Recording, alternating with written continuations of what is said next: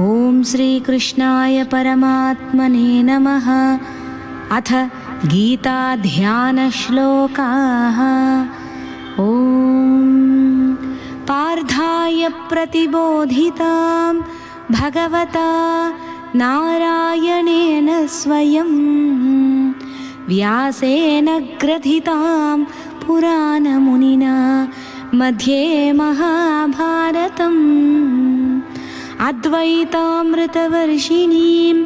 భగవతీం అష్టాదశాధ్యాయినీం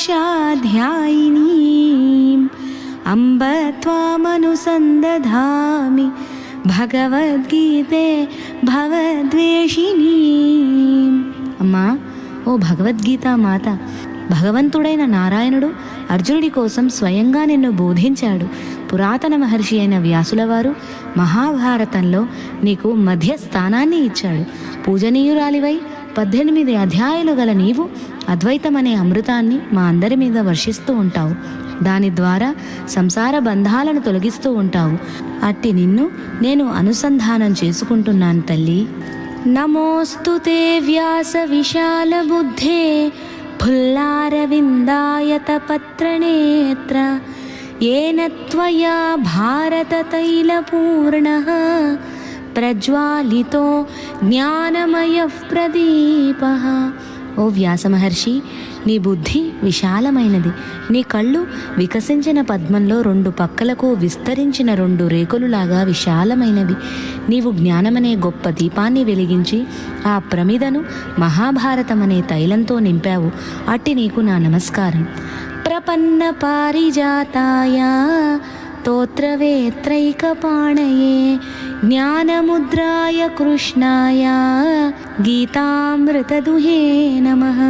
శరణు వేడిన వారికి కల్పవృక్షం వంటి వాడు, గుర్రాలను తోలే చరణాకోలు కర్రను ఎడమ చేత్తో పట్టుకున్నవాడు, కుడి చేత్తో జ్ఞానముద్రను ధరించి ఉన్నవాడు, భగవద్గీత అనే అమృతాన్ని పితుకుతున్నవాడు అయిన శ్రీకృష్ణుడికి నా నమస్కారం.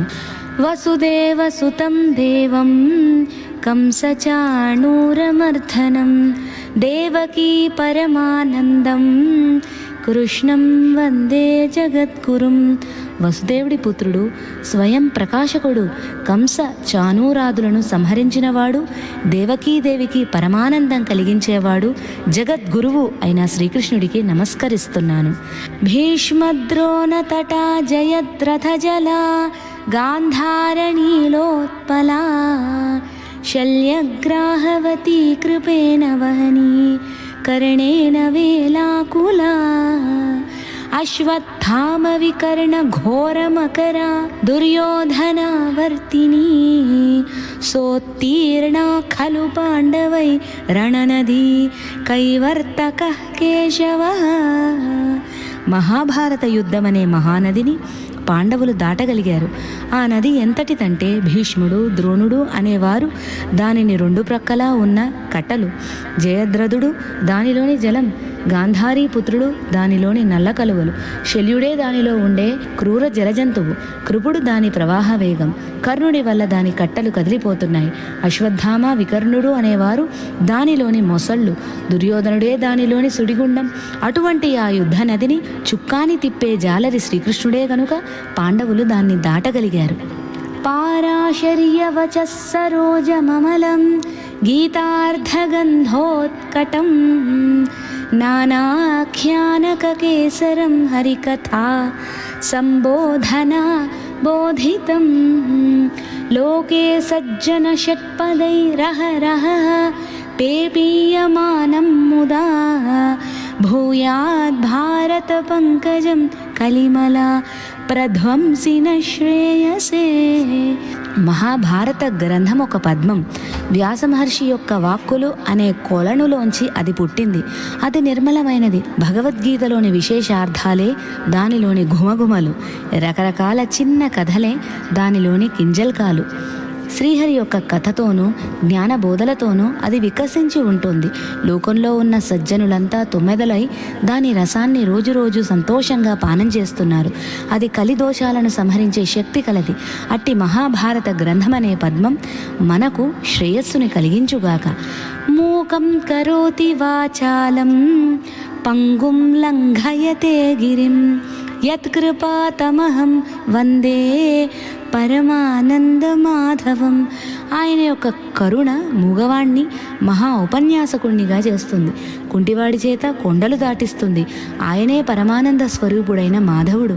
ఆయనకు నమస్కరిస్తున్నాను.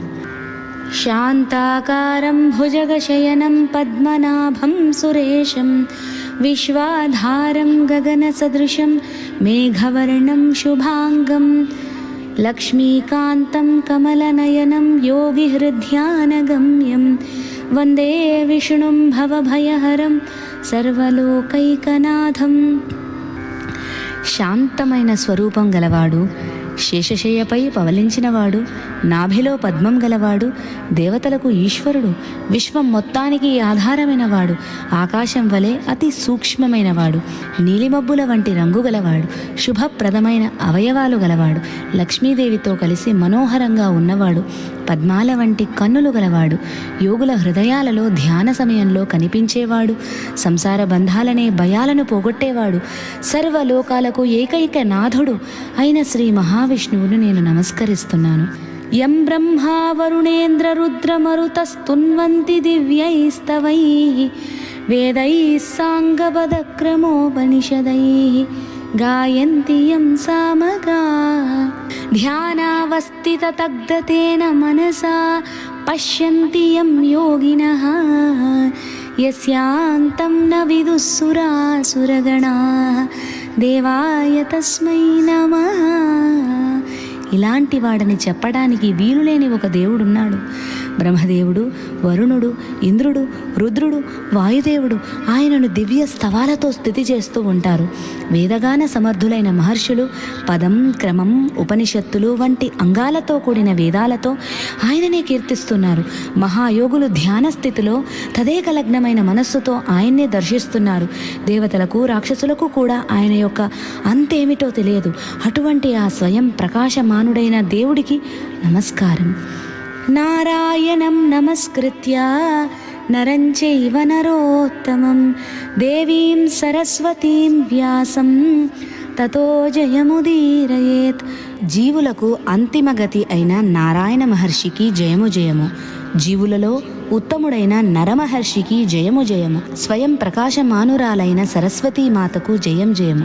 వ్యాసమహర్షికి జయము జయము. మహాభారతానికి జయము జయము. పురాణాలకు జయము జయము.